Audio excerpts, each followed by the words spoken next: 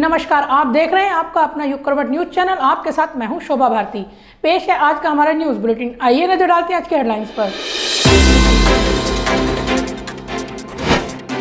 आसान होगा दिल्ली देहरादून का सफर, पीएम ने दिखाई वंदे भारत को हरी झंडी। आचार्य प्रमोद कृष्णम ने विपक्ष को दिखाया आईना।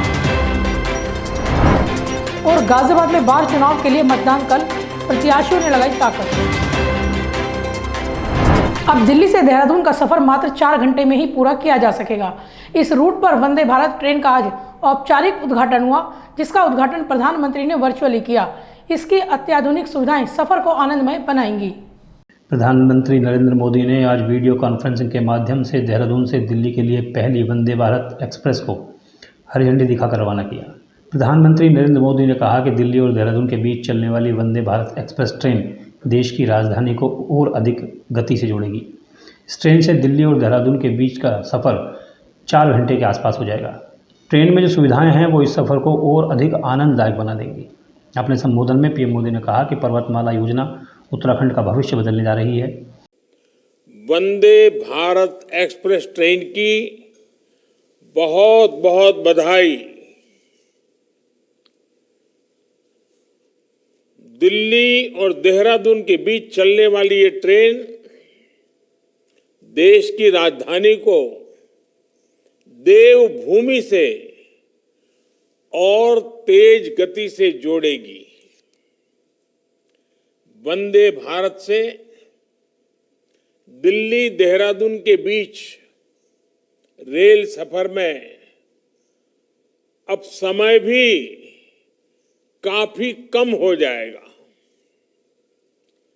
इस ट्रेन की गति तो अपनी जगह है ही, जो सुविधाएं हैं वो भी सफर को आनंददायक बनाने वाली है। ट्रेन शुरू होने से राज्य में आने वाले यात्रियों के लिए बहुत लाभ होगा। वंदे भारत सामान्य परिवारों की पहली पसंद बनती जा रही है। प्रधानमंत्री मोदी ने कहा कि अभी कुछ घंटे पहले ही वो 3 देशों की यात्रा करके आए हैं। आज पूरा विश्व भारत को उम्मीदों से देख रहा है। जिस तरह से अपनी अर्थव्यवस्था भारत ने मजबूत की है और जिस तरह से देश गरीबी से लड़ रहा है, उससे पूरी दुनिया में एक नया विश्वास जगा है। और देवभूमि पर विकास के इस महाअभियान के बीच अब ये वंदे भारत ट्रेन भी उत्तराखंड के लोगों के लिए एक भव्य उपहार साबित होगी। साथियों, आज राज्य सरकार के प्रयासों से उत्तराखंड तेजी से पर्यटन hub, adventure tourism hub, film shooting destination, wedding destination के रूप में भी उभर रहा है। आज उत्तराखंड के नए नए स्थल, नए नए टूरिस्ट हब देश विदेश के पर्यटकों को आकर्षित कर रहे हैं। प्रधानमंत्री ने कहा कि उत्तराखंड आज जिस तरह से कानून व्यवस्था को सर्वोपरि रखते हुए विकास के अभियान को आगे बढ़ा रहा है, वो बहुत सराहनीय है। मेरा विश्वास है कि ये देवभूमि आने वाले समय में पूरे विश्व की आध्यात्मिक चेतना के आकर्षण का केंद्र बनेगी। हमें इस सामर्थ्य के अनुरूप ही उत्तराखंड का विकास करना होगा। ब्यूरो रिपोर्ट, युग करवट। संसद के नए भवन का उद्घाटन समारोह कार्यक्रम अब सुप्रीम कोर्ट पहुंच गया है। आज सुप्रीम कोर्ट में एक याचिका डाली गई, जिसमें कहा गया है कि नए भवन का उद्घाटन राष्ट्रपति से ही कराया जाए। नए संसद भवन के उद्घाटन का मामला सुप्रीम कोर्ट पहुंच गया है। सर्वोच्च न्यायालय में दाखिल हुई एक जनहित याचिका में मांग की गई है कि संसद के नए भवन का उद्घाटन राष्ट्रपति द्वारा ही किया जाना चाहिए। कई विपक्षी दल पीएम प्रधानमंत्री द्वारा संसद भवन के उद्घाटन का विरोध करते हुए कार्यक्रम की बहिष्कार की बात कह चुके हैं। सर्वोच्च न्यायालय में आज एक जनहित याचिका दायर की गई, जिसमें कहा गया कि राष्ट्रपति को उद्घाटन समारोह से बाहर करके सरकार ने भारतीय संविधान का उल्लंघन किया है, संविधान का सम्मान नहीं किया जा रहा है। इसमें मांग की गई है कि संसद के नए भवन का उद्घाटन राष्ट्रपति द्वारा ही किया जाना चाहिए। ब्यूरो रिपोर्ट, युग करवट। वहीं इस मसले पर कांग्रेस के वरिष्ठ नेता प्रमोद कृष्णम ने पूरे विपक्ष पर सवाल खड़े कर दिए हैं। उन्होंने सवाल किया है कि अगर भारतीय संसद का उद्घाटन यहां के पीएम नहीं करेंगे तो क्या पाकिस्तान का प्रधानमंत्री करेगा। कृष्णम ने कहा है कि नरेंद्र मोदी की नीतियों का विरोध होना चाहिए, देश का नहीं। मुख्यमंत्री योगी आदित्यनाथ ने भी विपक्ष की आलोचना की है। कांग्रेस के वरिष्ठ नेता आचार्य प्रमोद कृष्णम ने संसद के नए भवन के उद्घाटन समारोह को लेकर बड़ा बयान दिया है। उन्होंने कहा है कि भारत की संसद देश की धरोहर है, भारतीय जनता पार्टी की नहीं। हिंदुस्तान की संसद का उद्घाटन भारत का प्रधानमंत्री नहीं करेगा तो क्या पाकिस्तान का प्रधानमंत्री करेगा।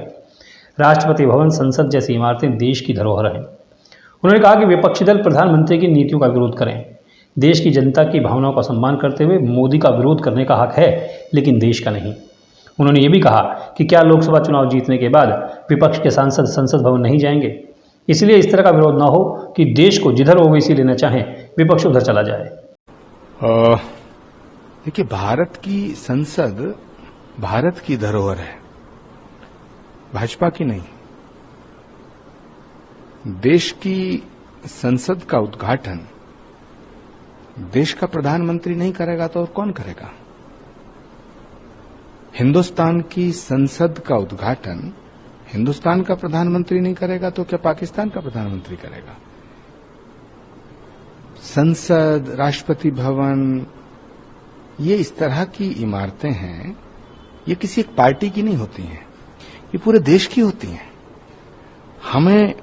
हम प्रधानमंत्री की नीतियों का विरोध करें, हमें करना चाहिए, हम करेंगे, हम सड़क पे करेंगे, हर जगह करेंगे, लेकिन देश की जनता की भावनाओं और देश के जनमानस की भावनाओं का सम्मान करते हुए हमें मोदी का विरोध करने का हक है, लेकिन देश का विरोध करना ठीक नहीं। उधर मुख्यमंत्री योगी आदित्यनाथ ने भी विपक्ष को आड़े हाथों लिया। उन्होंने कहा कि नई संसद देश को सौंपना एक गौरवशाली और ऐतिहासिक पल है। विपक्ष की गैर जिम्मेदाराना हरकतों को देश बर्दाश्त नहीं करेगा। गरिमामय और गौरवशाली बनाने की बजाय कांग्रेस समेत विपक्षी दलों के द्वारा जिस प्रकार की बयानबाजी हो रही है वो अत्यंत ही दुखद और गैर जिम्मेदाराना है। लोकतंत्र को कमजोर करने वाला है। ऐसा नहीं कि इस प्रकार के गौरवशाली क्षण को जो आज विपक्ष के बयानों से विवादित करने का कुत्सित प्रयास हो रहा है, मुझे लगता है कि यह देश इस प्रकार की बातों को किसी भी स्थिति में स्वीकार नहीं करेगा। गाजियाबाद में मेयर और पार्षदों को 27 मई को शपथ दिलाई जाएगी। इसके लिए पंडित दीनदयाल उपाध्याय ऑडिटोरियम में समारोह की तैयारियां की जा रही हैं। नगर निगम और पुलिस अधिकारियों ने ऑडिटोरियम का निरीक्षण किया। शनिवार को पंडित दीनदयाल उपाध्याय ऑडिटोरियम में होने वाले मेयर पार्षदों के शपथ समारोह को लेकर नगर निगम और पुलिस प्रशासन ने तैयारी शुरू कर दी है। इस शपथ समारोह में सुरक्षा और सुविधाओं के मद्देनजर पुलिस और नगर निगम प्रशासन अलग अलग रोड मैप तैयार करने में जुटे रहे। इसी को लेकर आज सुबह पुलिस की टीम और नगर निगम में नजारत प्रभारी डॉक्टर अनु सिंह ने ऑडिटोरियम का दौरा कर जायजा लिया और ये जाना कि ऑडिटोरियम में शपथ समारोह के लिए सभी प्रकार की सुविधाएं हैं या नहीं। साथ ही ऑडिटोरियम में किस गेट से मेयर और पार्षदों की एंट्री होगी, इसकी भी जानकारी हासिल की। ऐसी सूचना है कि शपथ समारोह में प्रदेश के मुख्यमंत्री योगी आदित्यनाथ वर्चुअली शामिल हो सकते हैं, लेकिन इसकी अभी कोई आधिकारिक पुष्टि नहीं हुई है। नगर आयुक्त नितिन गौड़ का भी कहना है कि नगर निगम को इसके लिए कोई लिखित सूचना अभी तक नहीं मिली है। नगर निगम की नवनिर्वाचित मेयर और पार्षद शाम 5 बजे के बाद शपथ लेने जा रहे हैं। गाजियाबाद नगर निगम के इतिहास में ये पहली बार है शपथ ग्रहण समारोह शाम 5 बजे होगा। अभी तक जितने भी मेयर चुने गए हैं सबका शपथ समारोह दोपहर तक हो जाता था। नगर निगम ने अपना कार्यक्रम सुबह के समय शपथ के लिए तैयार किया था। मंडल आयुक्त ने इसके लिए समय दिया था, लेकिन मेयर सुनीता दयाल ने दोपहर बाद 5 बजे के आसपास ही शपथ लेने की इच्छा जाहिर की। इसके बाद कार्यक्रम को फाइनल कर दिया गया। दरअसल गर्मी का मौसम चल रहा है और हर तरफ लू का प्रकोप है, इसीलिए दोपहर का समय इग्नोर किया गया। ब्यूरो रिपोर्ट, युग करवट। गाजियाबाद में कल 26 मई को बार एसोसिएशन चुनाव के लिए मतदान होगा। प्रचार के अंतिम दिन आज सभी प्रत्याशियों ने अपनी ताकत का प्रदर्शन किया। कुछ प्रत्याशियों ने जुलूस भी निकाले।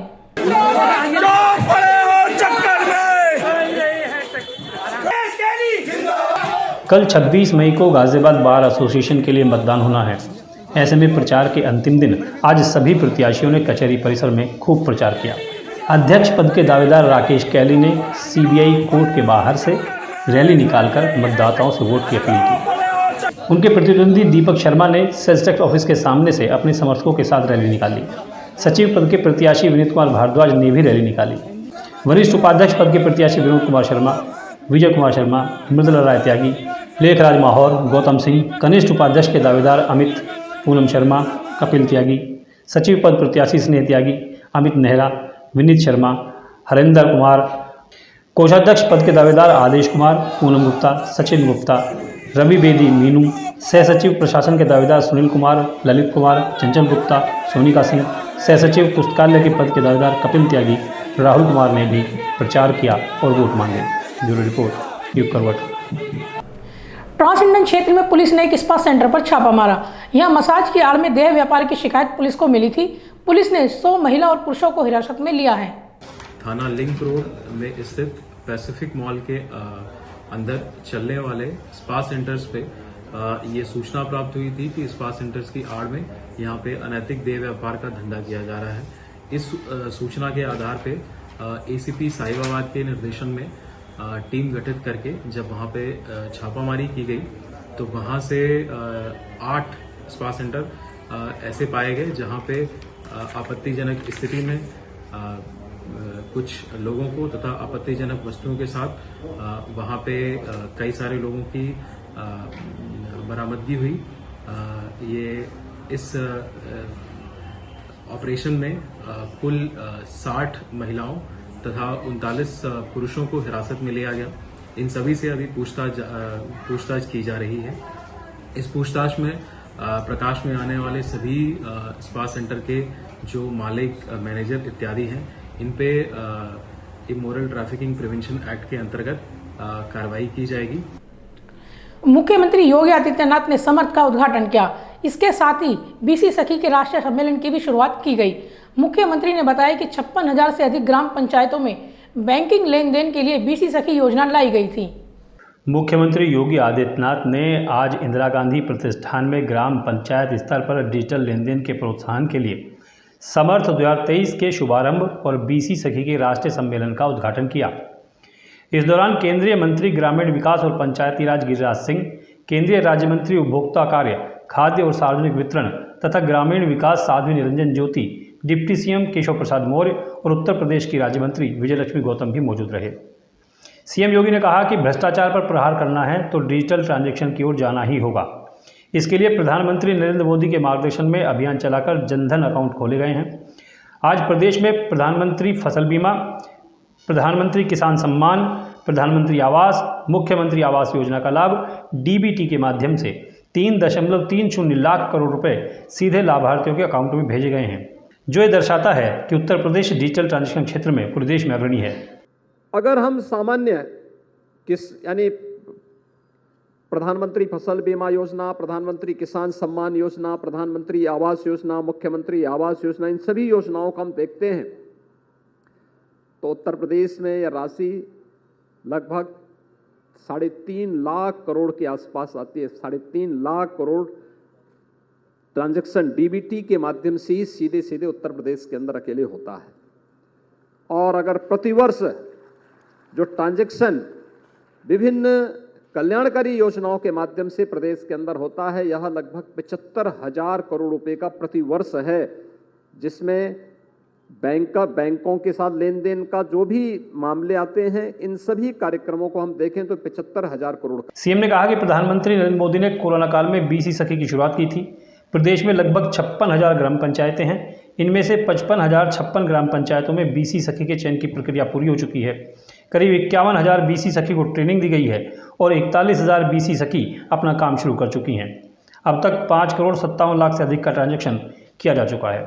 ब्यूरो रिपोर्ट, युग करवट। बिजली उपभोक्ताओं को बड़ी राहत मिली है। उत्तर प्रदेश में लगातार चौथे साल बिजली की दरों में कोई बढ़ोतरी नहीं की गई है। बिजली नियामक आयोग ने प्रदेश की बिजली कंपनियों के 18 से 23% बढ़ोतरी के प्रस्ताव को खारिज कर दिया है। मुरादनगर में हुई कारोबारी की हत्या के मामले में पुलिस की लापरवाही सामने आई थी। इस मामले को लेकर पुलिस विभाग में कार्रवाई की गई। स्थानीय चौकी इंचार्ज और एक सिपाही को सस्पेंड कर दिया गया है। गाजियाबाद क्राइम ब्रांच की टीम ने वाहन चोरों के अंतर्राज्यीय गिरोह का पर्दाफाश किया है। पुलिस ने चोरों के कब्जे से चोरी की 8 कारें बरामद की हैं। 4 लोगों को हिरासत में लिया है। जो इलेक्ट्रॉनिक डिवाइस है, पीछे से डिग्गी खोल के इलेक्ट्रॉनिक डिवाइस लेके पहुंचते थे वहाँ पे गाड़ी के पास, और स्टेयरिंग के पास वो सारा सिस्टम लगा के डुप्लीकेट चाबी अंदर ही तैयार करते थे और नंबर प्लेट ऑलरेडी एक दूसरा नंबर प्लेट चेंज करके वो रखे रहते थे अपने पास ही और नंबर प्लेट चेंज करके इस गाड़ियों को ले आके अपना जहाँ भी इनको ठिकाना लगाना लगाते थे। इसके बाद से फिर इसका जो है इंजन और चेचिस नंबर ये लोग फर्जी तरीके से तैयार करते थे। इंजन और चेचिस नंबर जो तैयार करने में है इसमें इस्माइल और आदिल का मेन भूमिका रहता था।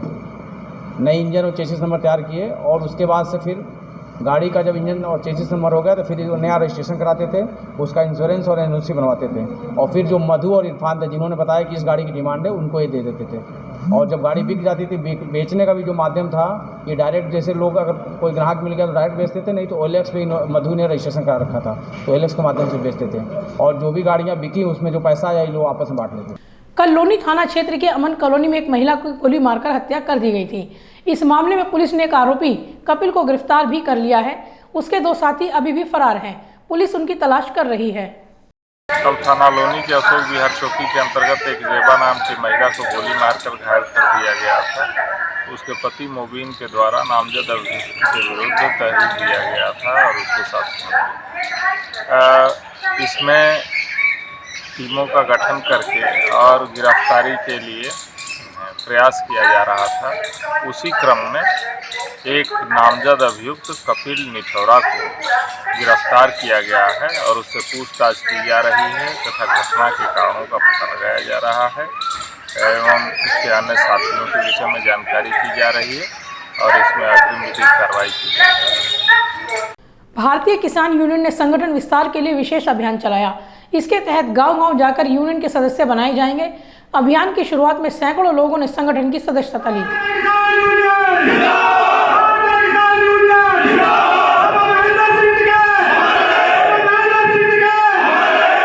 तो आज के लिए बस इतना ही। गाजियाबाद और देश विदेश की खबरों के लिए देखते रहिए युग करवट और पढ़िए आपका अपना युग करवट न्यूज़पेपर। युग करवट चैनल को लाइक करें, सब्सक्राइब करें और कमेंट जरूर करें। आपके कमेंट हमारे लिए महत्वपूर्ण हैं। नमस्कार।